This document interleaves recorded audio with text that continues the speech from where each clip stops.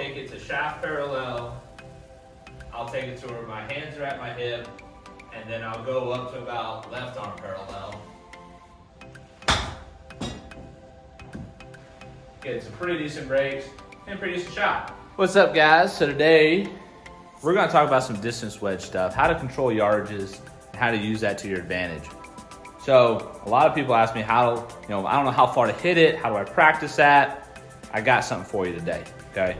But before you do that, subscribe to the channel, ring the bell, let me know you're getting the notifications, and then leave a comment down below, let me know you were here, right? So the last two videos on short game, we talked about setup, the downhill sensation. The last video, we talked about how to use your hands, no hands, some hands, all hands.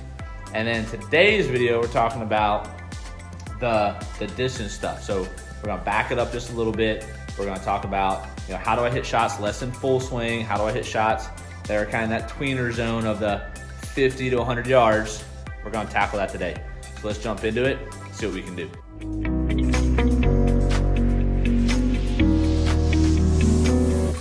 All right, guys, so today we're gonna talk about some distance wedging.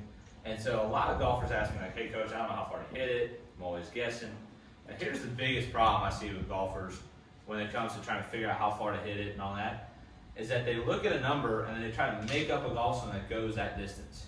Instead of learning their swing and learning how far a certain golf swing goes and then manipulating it from there. So a lot of them couldn't even tell me what size swing they need to make to hit it 60 yards, 70 yards, 80 yards, 100 yards, 55 yards. They have no idea.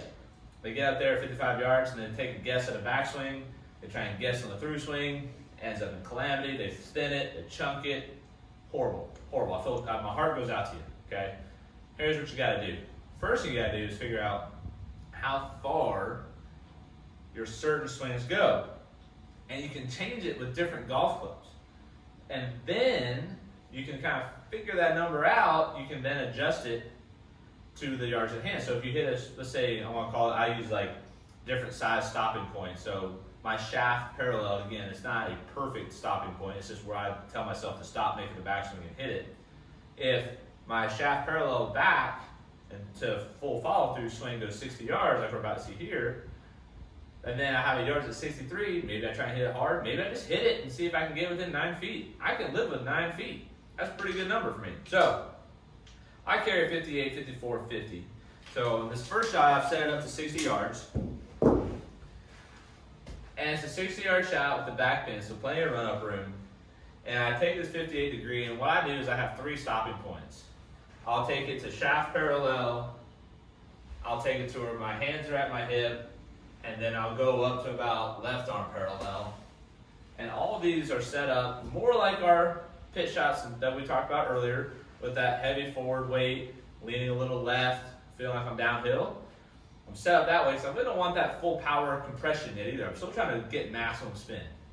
So I have a 60-yard shot that should be about right for the club I have in hand, and it's what I would hit anyways on the golf course. So let's just see what happens. And so what I would tell you to remind you is these are stopping points, don't have to be exact. I'm just trying to go to shaft parallel, and then somewhere around shaft parallel, I'll probably go a little farther and hit it, and that's fine. It's just shaft parallels when I tell myself that's enough for a backswing, start your downswing. So let's see what happens when I do that, right? So we got shaft parallel back, so full-ish finish.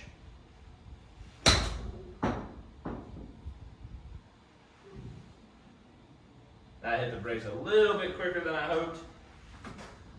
So I only went about 40. Let's see if we can hit that again a little bit better.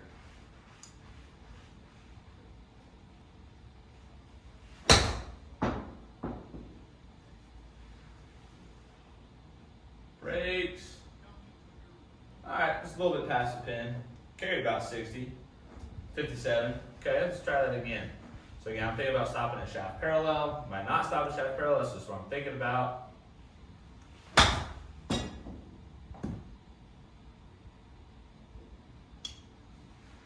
Get some pretty decent brakes and pretty decent shot. So again, I'm sure it's going past that point, but that's just when I tell myself to stop. So another 57-yard carry. Now I'm going to switch to a 70-yard shot. And let's see what happens when I go to a 70-yard shot and we hit a couple of those. But I said I'm going to keep the same size swing and go to my 54. So I've switched clubs. on 54. Still thinking about shaft parallel back. So full finish. And let's just see what we get.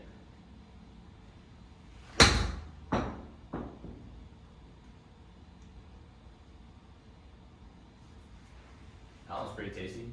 4 feet from the hole, that'll work.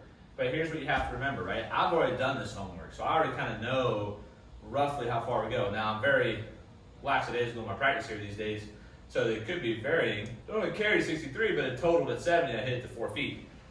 Let's see if I can do that one more time and get another clean hit there with the sand wedge. 54 at 70 yards, thinking about going to shaft parallel, so full finish.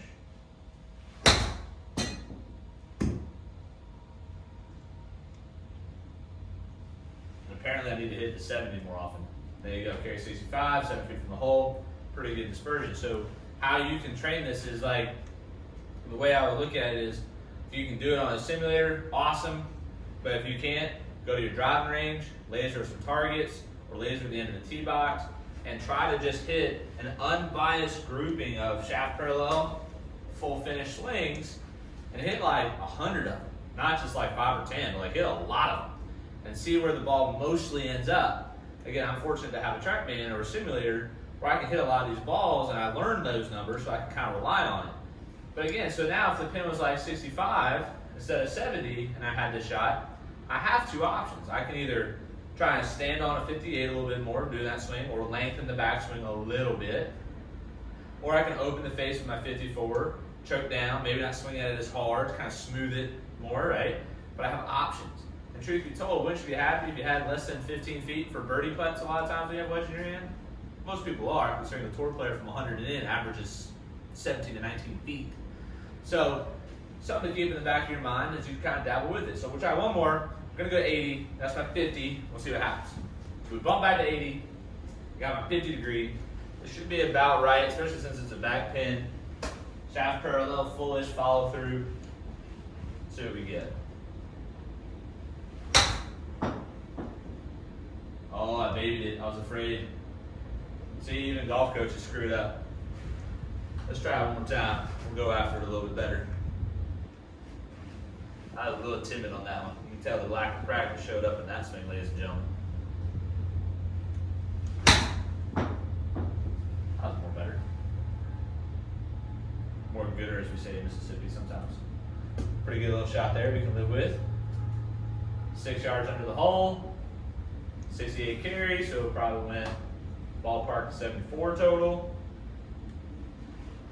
Try one more, see if we can kind of stuff one back there a little bit.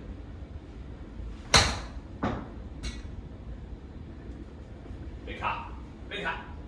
Ooh, greens are hitting the brakes on me. Not used to that. But another 7 yard from the hole, so I'm 20 feet from the hole. Putts I can live with, right? Best effort? No. But if that's the worst turnout, I can live with that. I think most golfers could too. So again, food for thought, something to practice.